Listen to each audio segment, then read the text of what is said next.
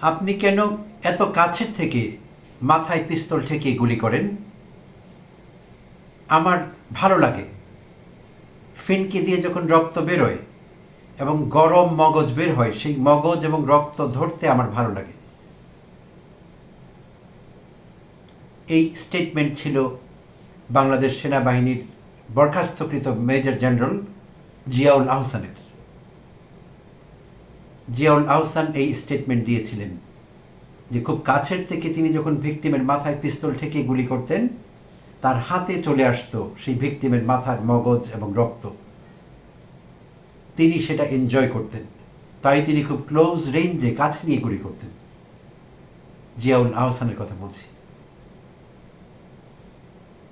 তো এই বরখাস্তকৃত major general এখন আছেন কেরানীগঞ্জে। কেরানীগঞ্জে কেন্দ্রীয়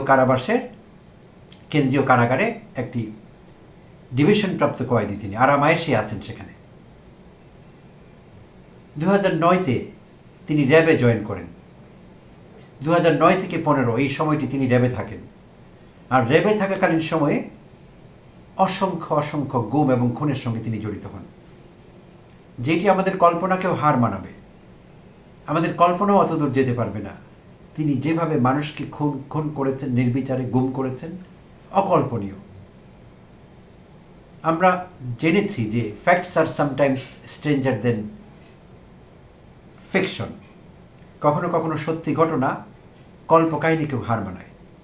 তো জিয়াউল আহসান ঠিক তেমনি একটি উদাহরণ হয়ে উঠেছেন বাংলাদেশের গুম খুনের ইতিহাসে।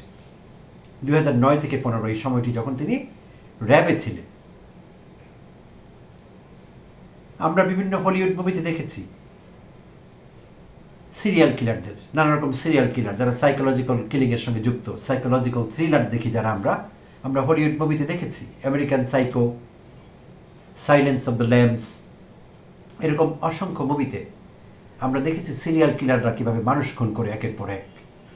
এবং দেখা গিয়েছে তাদের কোনো অতীত থাকে, ট্রাবলড পাস্ট থাকে, ট্রাবলড চাইল্ডহুড থাকে। ফলে তারা যখন বড় হয়, গ্রোন আপ হয়, একজন মানুষ অ্যাডাল্ট হয়, তখন তারা সেই ট্রাবলড চাইল্ডহুডের কারণে বা কোনো নিজের জীবনে ঘটে যাওয়া দুঃখজনক অতীতের জন্যে তারা এই সিরিয়াল কিলিংয়ের মতো অপরাধে জড়িয়ে পড়ে। অসংখ্য উদাহরণ মুভিতে আছে, বাস্তবেও আছে। পৃথিবীতে সিঙ্গল হ্যান্ডেডলি সবচাইতে বেশি মানুষকে একজন সিরিয়াল কিলার খুন করেছিলেন। তার নাম ছিল Pedro Lopez. South American country কলম্বিয়ার সিরিয়াল কিলার ছিলেন তিনি, পেড্রো লোপেজ। 1969 থেকে শুরু করে 1999 সন পর্যন্ত 300-রও বেশি মানুষকে তিনি সিঙ্গল হ্যান্ডেডলি এককভাবে খুন করেছেন। এবং ইন্টারেস্টিংলি তিনি এখন পালিয়ে আছেন, ফিউজিটিভ হিসেবে আছেন। কোথায় আছেন কেউ জানে না। 1999 সন থেকে তিনি মিসিং। তো এরকম অসংখ্য সিরিয়াল কিলারের খবর আমরা পেয়েছি অতীতে। মানুষের আগ্রহ জুগিয়েছে যুগে যুগে সিরিয়াল কিলাররা। কিন্তু আমরা কি করে জানতাম যে বাংলাদেশে এমন একজন সিরিয়াল কিলারকে পাওয়া যাবে, যার জীবন হয়ে উঠবে সারা পৃথিবীর জন্য আলোচনার বিষয়। গিনেস বুক অফ ওয়ার্ল্ড রেকর্ডসের নাম লিখাবে সিরিয়াল কিলারের খাতায়। সেই জিয়াউল আহসান 2009-তে র্যাবে জয়েন করেছিলেন এবং 2IC হিসেবে জয়েন করেছিলেন, সেকেন্ড ইনচার্জ হিসেবে জয়েন করেছিলেন। 2013-তে লেফটেন্যান্ট কর্নেল পদে পদোন্নতি পেয়ে র্যাব সদর দপ্তরে গোয়েন্দা বিভাগের প্রধান হিসেবে তিনি কাজ করেন। 2013-তে কর্নেল পদে পদোন্নতি পান এবং র্যাবের অতিরিক্ত মহাপরিচালক হন। ওই বছরের মে মাসেই শাপলা চত্বরে তার নেতৃত্বে হত্যাকাণ্ড পরিচালিত হয়। 2013-র মে মাসে শাপলা চত্বরে জিয়াউল আহসানের নেতৃত্বে সেই শাপলা হত্যাকাণ্ড সংঘটিত হয়। 2014 সালে নারায়ণগঞ্জের 7 খুনের যে সেভেন মার্ডার্স সারা দেশকে আলোড়িত করেছিল, কাঁপিয়ে তুলেছিল। শীতলক্ষ্যা নদীতে যাদের লাশ পাওয়া গেছিল একের পর এক, সেই দুর্ভাগা 7 জন ব্যক্তিকে খুন করা হয়েছিল। সেই খুনটি তখন পরিচালিত হয়েছিল ওই এলাকার র্যাবের যিনি ইনচার্জ ছিলেন লেফটেন্যান্ট কর্নেল আবু সাইদ, আওয়ামী লীগ আমলের মন্ত্রী এবং এমপি, চাঁদপুর মতলব এলাকার মোফাজ্জল হোসেন চৌধুরী মায়ার মেয়ের জামাই আবু সাইদ লেফটেন্যান্ট কর্নেল ছিলেন তিনি। তার নেতৃত্বে সেই খুন সংগঠিত হয়েছিল, 7 মার্ডার্স। আর সেইটির কমান্ডিং অফিসার ছিলেন জিয়াউল আহসান। ঢাকা থেকে তিনি নিয়ন্ত্রণ করেছিলেন। তার নির্দেশে লেফটেন্যান্ট কর্নেল সাইদ সেই খুন সংগঠিত করেন 2014-তে। 2015-তে তিনি ব্রিগেডিয়ার জেনারেল পদে পদোন্নতি পান। তাকে রাষ্ট্রীয় গোয়েন্দা সংস্থা NSA এর পরিচালক পদে পদায়ন করা হয়। 1 বছর পর তাকে স্বরাষ্ট্র মন্ত্রণালয়ের অধীন ন্যাশনাল টেলিকমিউনিকেশন মনিটরিং সেন্টারের NTMC পরিচালক করা হয়। 2021 সালে মেজর জেনারেল পদে পদোন্নতি পান। পদোন্নতি একের পর এক তার হয়ে গিয়েছে, কারণ তিনি সরকারের হাই কমান্ডের, সুপ্রিম কমান্ডের ন্যাক নজরে ছিলেন। তো এই জিয়াউল আহসান শুধু একা না, অতি সম্প্রতি খবরে জানা গেছে যে 23 জন কমান্ডারের খবর পাওয়া গেছে। সরকারের যে গুম কমিশন আছে তারা তদন্ত করছে গুমের বিষয়গুলো। বিচারপতি মঈনুল ইসলাম চৌধুরীর নেতৃত্বে যে গুম কমিশন আছে তারা তদন্ত করে পেয়েছে আরও 23 জন কমান্ডার পাওয়া গেছে বিভিন্ন বাহিনীর, যারা এই গুম খুনের সঙ্গে জড়িত ছিলেন। তো এর মধ্যে 60% গুম এবং খুন করেছে র্যাব, আর সেই র্যাবেরই নেতৃত্বে ছিলেন বিভিন্ন পজিশনে 2009 থেকে পড়েন। তো আমি শুরু করেছিলাম যে কথাগুলো দিয়ে, যে আপনি কেন মাথায় খুন করেন, মাথায় গুলি করেন খুব কাছে থেকে, এই প্রশ্নগুলো তাকে করা হয়েছিল। আর তিনি উত্তর দিয়েছিলেন যে তিনি মগজ এবং রক্ত এনজয় করেন। আর এই খবরগুলো আমরা জেনেছিলাম অতি সম্প্রতি। চিফ প্রসিকিউটর, আন্তর্জাতিক অপরাধ আদালতের চিফ প্রসিকিউটর জনাব তাজুল ইসলাম আমাদের জানিয়েছিলেন এই বিষয়গুলো। তো ইতিমধ্যে সেই গুম কমিশনের দুটো অন্তর্বর্তী রিপোর্ট অন্তর্বর্তীকালীন সরকারের প্রধান উপদেষ্টা অধ্যাপক ডক্টর মোহাম্মদ ইউনূসের কাছে জমা পড়েছে। তো সেখান থেকে অল্প অল্প করে আমরা ইনস্টলমেন্টে আমরা বিভিন্ন খবর পাচ্ছি। আর এইসব খবর আমাদের রক্ত ঠান্ডা করে দেয়, শরীর হিম হয়ে যায়, আমরা বিশ্বাস করতে পারি না। কারণ কোনো সুস্থ মানুষ না এরকম স্টেটমেন্ট দিতে পারে যে মগজ এবং রক্ত আমার ভালো লাগে, টাচ করতে পারলে, দেখলে, না সেরকম কথা বরদাস্ত করতে পারে। কোনো সেন্সিবল মানুষ এটি পারে না, পারবার কথা না। তো তার সম্পর্কে আরও রোমহর্ষক কিছু বক্তব্য উঠে এসেছে, কিছু তথ্য উঠে এসেছে।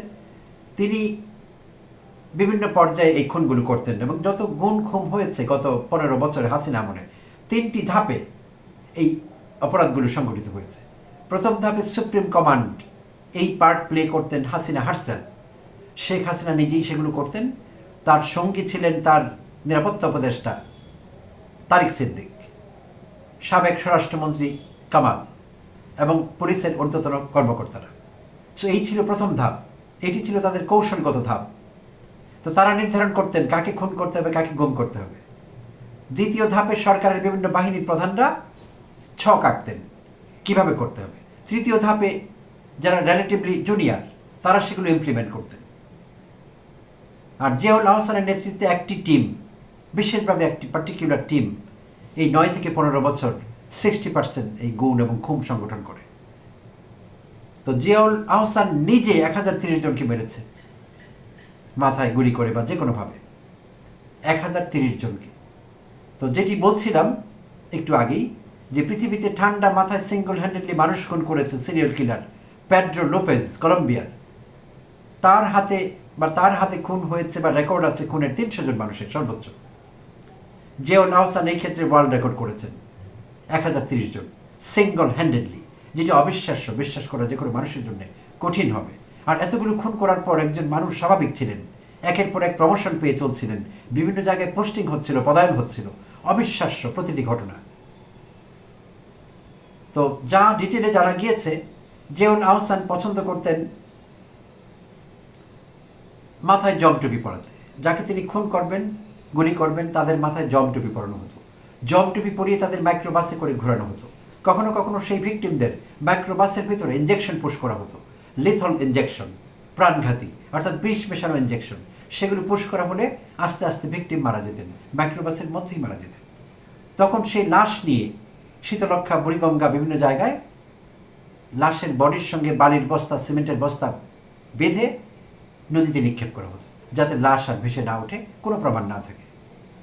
আরেকটি তথ্যে জানা গেছে 2011 থেকে 15 এই 4 বছর কমলাপুর রেলওয়ে স্টেশন থেকে শুরু করে টঙ্গী রেলওয়ে স্টেশন পর্যন্ত যতগুলো খুন হয়েছে, অর্থাৎ রেললাইনের নিচে যতগুলো দুর্ঘটনা ঘটেছে, যে ট্রেনে কাটা পড়ে মারা গিয়েছে অমুক তমুক অজ্ঞাত পরিচয় মানুষ, 11 থেকে 15 যতজন মানুষ মারা গেছেন ট্রেনে কাটা পড়ে, এই প্রত্যেকটি মানুষ ছিলেন জিয়াউল আহসানের ভিকটিম। সেই মানুষগুলোকে হত্যা করে, ইঞ্জেকশন পুশ করে বা অন্য কোনোভাবে হত্যা করে রেলওয়ে ট্র্যাকের মধ্যে রেখে দেওয়া হতো। ট্রেন লাশের উপর দিয়ে চলে যেত, লাশ খণ্ডিত হতো, 2 খণ্ড, 3 খণ্ড, 1000 খণ্ড হয়ে যেত, পরবর্তীতে বোঝা যেত না। এবং পত্রিকা রিপোর্ট করতো অজ্ঞাত পরিচয় যুবক, অজ্ঞাত পরিচয় মধ্যবয়স্ক লোক ট্রেনের নিচে কাটা পড়ে নিহত হয়েছে। কিন্তু প্রত্যেকটি ঘটনা ছিল হত্যাকাণ্ড। নৃশংসভাবে ঠান্ডা মাথায় এই খনি জিয়াউল আহসান এই মানুষগুলোকে হত্যা করতেন। আমার অস্বস্তি লাগছে, বিশ্বাস করুন প্রিয় দর্শক, আমি যে আপনাদের সামনে কথাগুলো বলছি আমার সত্যি সত্যি খারাপ লাগছে, আমার গা গুলিয়ে আসছে। কোনো স্বাভাবিক মানুষ না এগুলো বলতে পারে, না এগুলো শুনতে পারে, করবার কথা তো ভাবতেই পারে না। বাট জিয়াউল আহসান করতেন এই কাজগুলো নির্দ্বিধায়, নিঃসংকোচে, সাহসিকতার সঙ্গে, এবং আত্মতৃপ্তি বোধ করতেন এগুলো করবার পর। অবিশ্বাস্য, ভাবাই যায় না আসলে। বিএনপি নেতা ইলিয়াস আলীকে জিয়াউল আহসান নিজে খুন করেছে, এবং সেই খুনটি সংঘটিত হয় 2012 সালের 17 এপ্রিল রাতে, যেদিন তাকে বনানী এলাকা থেকে কিডন্যাপ করা হয়। সেই রাতেই তাকে খুন করা হয়। জিয়াউল আহসান নিজে খুন করেন, নিজের হাতে পিস্তল দিয়ে গুলি করেন। খুন করবার পর তার লাশ যমুনা নদীতে নিক্ষেপ করা হয় এবং ফোন করে হাসিনাকে রিপোর্ট করেন। হাসিনাকে বলেন দ্য জব ইজ ডান, কাজ হয়ে গেছে। আর সেই পিশাচ হাসিনা, খুনি হাসিনা, ইলিয়াস আলীর ফ্যামিলিকে এন্টারটেন করেন, সান্ত্বনা দেন। তার সঙ্গে দেখা করতে গেলে বাচ্চাদের মাথায় হাত বুলান। সেই পিশাচ, সেই কপট, সেই মিথ্যেবাদী, জামানার নিকৃষ্ট স্বৈরাচারী সেই হাসিনা, সেই অভিনেত্রী, তাকে অভিনয়ের জন্য একটা অস্কার দেওয়া যেতে পারে। এত ভালো অভিনয় হলিউড বলিউডের কোনো অভিনেত্রী করতে পারবে বা কোনো কালে করেছে আমার মনে হয় না। এটি দুর্দান্ত অভিনয় করতেন শেখ হাসিনা, দুর্দান্ত।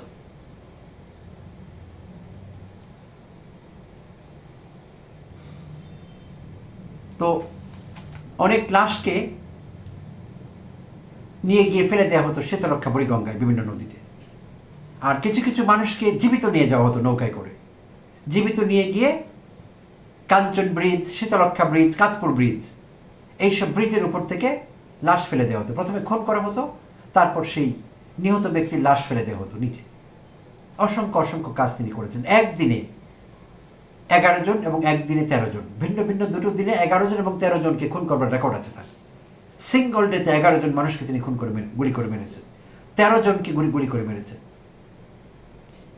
সো যা বলছিলাম যে সিরিয়াল কিলারদের ট্রাবল পাস্ট থাকে, ট্রাবল চাইল্ডহুড থাকে, সেই কারণে বড় হয়ে তারা মনস্টার হয়ে ওঠে, তাদের সাইকোলজি ডিস্টার্ব থাকে, তাই তারা এসব জঘন্য নৃশংস কর্মকাণ্ডের সঙ্গে জড়িত হন। জিয়াউল আহসানের ক্ষেত্রে আমরা বিষয়টি জানি না। তিনি এখন কারাগারে আছেন, তার সাইকিয়াট্রিক ইভ্যালুয়েশন দরকার আসলে। তার মস্তিষ্কে কোন সিরিয়াল কিলার খেলা করছে, তার কোনো ট্রাবল পাস ছিল কিনা, বিষয়টি আসলে কি? একটা মানুষ এতটা নৃশংস কি করে হতে পারে? শুধু প্রমোশনের জন্য, কিছু ইনসেন্টিভের জন্য, কিছু টাকার জন্য এতটা নৃশংস, এতটা বড় খুনি কোনো মানুষ হতে পারে না, অসম্ভব এটি। তবে হ্যাঁ, এখানে সুপ্রিম কমান্ডের দায় আছে। হাসিনা তাকে এই মনস্টার বানিয়েছিলেন, কারণ হাসিনা তাকে একের পর এক প্রমোশন দিয়ে চলছিলেন, একের পর এক প্রমোশন হচ্ছিল, একের পর এক ভালো জায়গায় পোস্টিং হচ্ছিল, ক্ষমতার পাদপীঠে ছিলেন, কেন্দ্রবিন্দুতে ছিলেন। তো এইসব ইনসেন্টিভ তার মনস্টার হয়ে ওঠার পেছনে কাজ করতে পারে। তারপরেও আমি বিশ্বাস করতে আমার কষ্ট হয় যে শুধু কিছু সুযোগ সুবিধার জন্য, কিছু ইনসেন্টিভের জন্য এমন কাজ কোনো মানুষ করতে পারে কিনা। সত্যি অবিশ্বাস্য, কেউ এটি বিশ্বাস করতে পারবে না, পারবার কথা না। শুধু তাই না, এই তো গেল গুম খুনের ব্যাপার। আরেকটি কাজ তিনি করতেন, সেই অন্তর্বর্তীকালীন যে রিপোর্ট পাওয়া গেছে সেই রিপোর্টের অংশ আমি যেগুলো বলছি আপনাদের।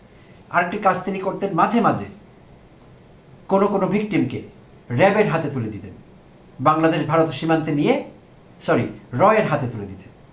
ভারতের যে গোয়েন্দা সংস্থাটি আছে, রিসার্চ অ্যান্ড অ্যানালিসিস উইং, আর AW, সেই রিসার্চ অ্যান্ড অ্যানালিসিস উইংয়ের হাতে তুলে দিতেন, তাদের কর্মকর্তাদের হাতে। ভারত বাংলাদেশ সীমান্তে নিয়ে তাদের হাতে তুলে দিয়ে আসতেন। সেই দুর্ভাগা লোকদের কপালে কি হয়েছে আমরা জানি না, কতজনকে তিনি তুলে দিয়েছিলেন আমরা জানি না। একটি হিসেব বলছে 7 জনকে তিনি তুলে দিয়েছিলেন রয়ের হাতে। এজেন্টরা সীমান্ত থেকে তাদের নিয়ে যান। সেই ভিকটিমরা এখনো বেঁচে আছেন কিনা, জীবিত আছেন কিনা আমরা জানি না। তাদের ভাগ্যে কী ঘটেছে আমাদের জানবার কোনো সুযোগ এখনো হয়নি। পরবর্তীতে আমরা আশা করছি, শুনেছি ডিসেম্বর নাগাদ সেই চূড়ান্ত রিপোর্ট, সেই গুম কমিশন সরকারের কাছে চূড়ান্ত রিপোর্ট জমা দেবে ডিসেম্বর নাগাদ। তো সেই পর্যন্ত হয়তো আরও রোমহর্ষক, আরও চাঞ্চল্যকর, আরও অনেক কিছু, অনেক তথ্য বেরিয়ে আসবে। তো তখন আমরা জানতে পারবো আসলে কি হয়েছিল, কারা কারা এর পেছনে ছিল, কতজন ছিলেন এর পেছনে। তো সরকারের 5টি বাহিনীর কথা জানা গিয়েছে এবং বিশেষভাবে DGFI এর কথা জানা গিয়েছে। DGFI এর 5 জন মহাপরিচালক এই খুন গুমের সঙ্গে জড়িত ছিলেন। একবার ভেবে দেখুন প্রিয় দর্শক, ডিজিএফআই এর মতো সংস্থা প্রধানমন্ত্রীর কাছে যে সংস্থা সরাসরি রিপোর্ট করে, এই সংস্থা কিন্তু সেনাবাহিনীর কাছে রিপোর্ট করে না, প্রধানমন্ত্রীর কাছে রিপোর্ট করে। এনএসআই প্রধানমন্ত্রীর কাছে রিপোর্ট করে। অর্থাৎ হাসিনা নিজে এই সংস্থাগুলোকে নিয়ন্ত্রণ করতেন এবং এই সংস্থার মহাপরিচালক থেকে শুরু করে পরিচালক এবং অন্যান্য পদবীতে যারা ছিলেন প্রত্যেককে হাসিনা নিজে নিয়ন্ত্রণ করতেন এবং কাকে মারতে হবে, কাকে গুম করতে হবে, কাকে খুন করতে হবে, প্রত্যেকটি নির্দেশনা হাসিনা নিজে দিতেন। ভয়ঙ্কর ভয়ঙ্কর, আরও কত ভয়ঙ্কর এরকম গল্প আমাদের শুনতে হবে জানি না, আগামী দিন হয়তো বলে দিবে কি অপেক্ষা করছে আমাদের জন্য। ভালো থাকবেন সবাই।